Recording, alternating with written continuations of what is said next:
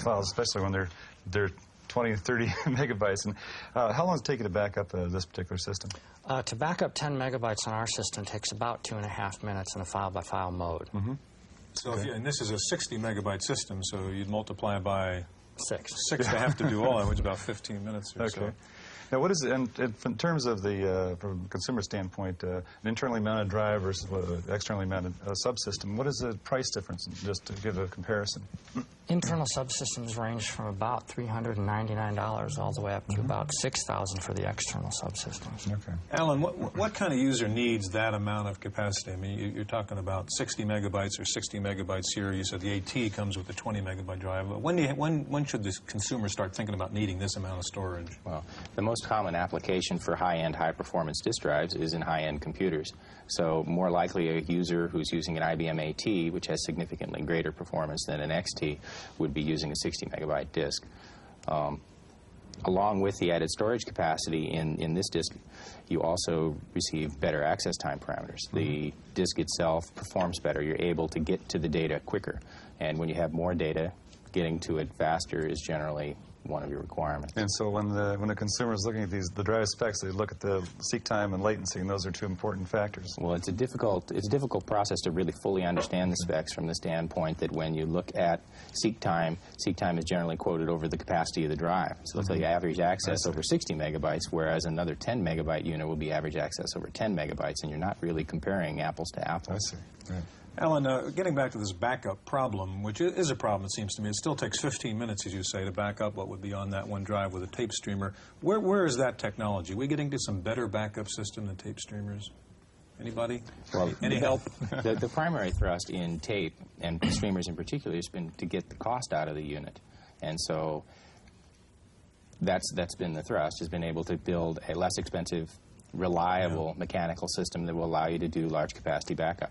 I guess that I feel that 60 megabytes backed up at in 12 minutes or 15 minutes is really pretty good performance. If you compare that to trying to back up with the standard floppy, you'll find that it's very good performance. Okay, gentlemen, thank you very much. We've been talking about the IBM world. If you own a Macintosh, you've had a problem trying to get a hard drive hooked up to it, but then along came Hyperdrive. Wendy Woods has a report.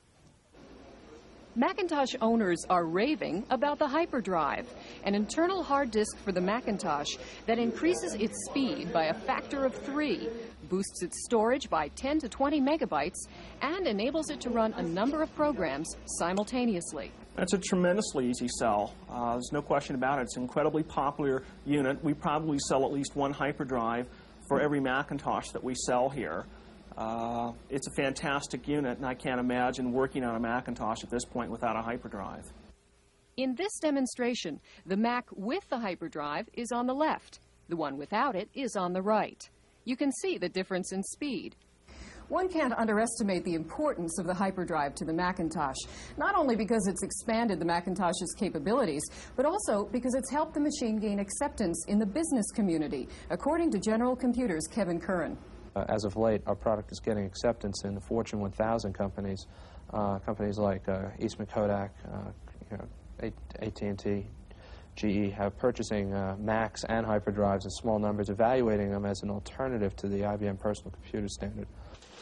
One of the drive's biggest selling points has come from Apple itself. Apple decided that installation of a Hyperdrive, which takes a technician about an hour, will not void the Macintosh warranty. This is the first time Apple has given a third-party vendor's product this kind of endorsement, a testimony to the Hyperdrive's success and its utility. For the Computer Chronicles, I'm Wendy Woods.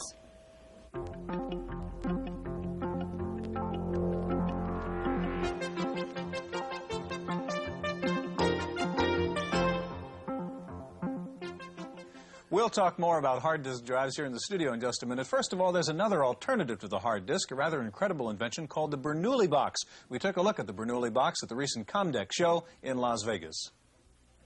10, 20, 50, 100 megabytes or more, and for some PC users, it's still not enough.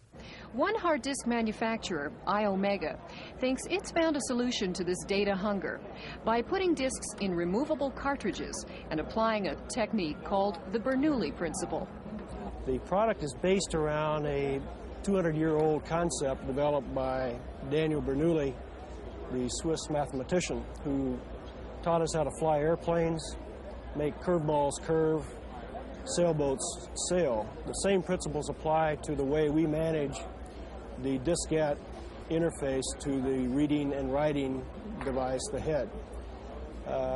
Having accomplished this technical breakthrough, the thing that is available to the user is transportability of a high-capacity cartridge, 10 megabytes or 20 megabytes.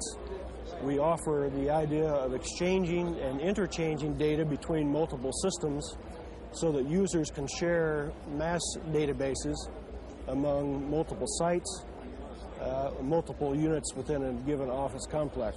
The cartridge, because it uses a flexible diskette, is very, very rugged.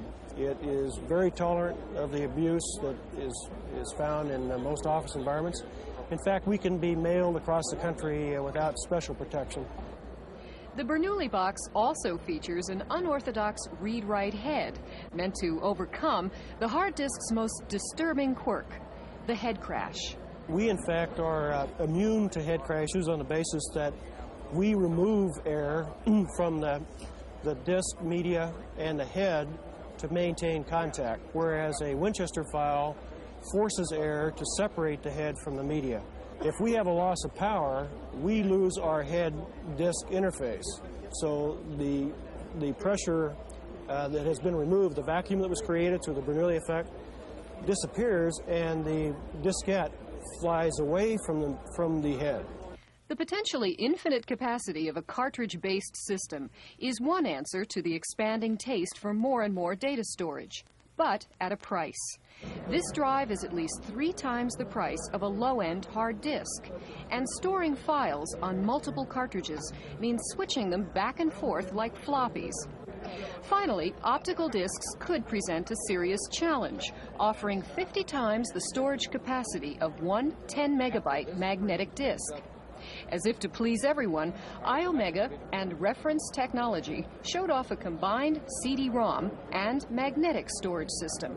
The dynamics of data can be best managed by the Bernoulli cartridge. Obviously, the huge volumes and the compact size of the CD-ROM play into a different application function.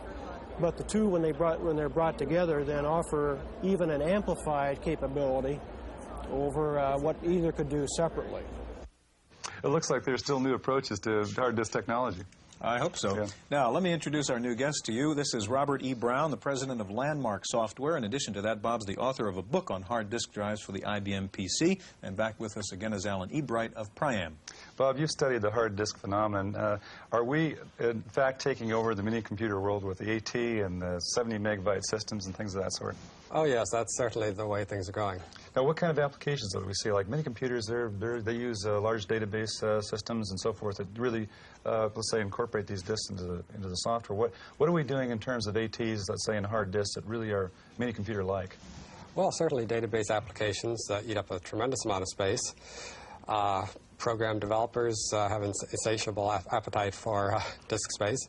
Well, would that be in a sense of, does a programmer, for example, let's take that example, does a programmer really need to have, say, 60 megabytes of data, or does it just happen as you're writing programs and you're backing up files, they just kind of go off into the corner and you lose track of them? Well, it's so much more convenient to have all the information you need on the one disk rather than have to be switching floppy disks. Well, Alan, in your situation, you've seen lots of consumer uses of your disks. What sort of applications do you see?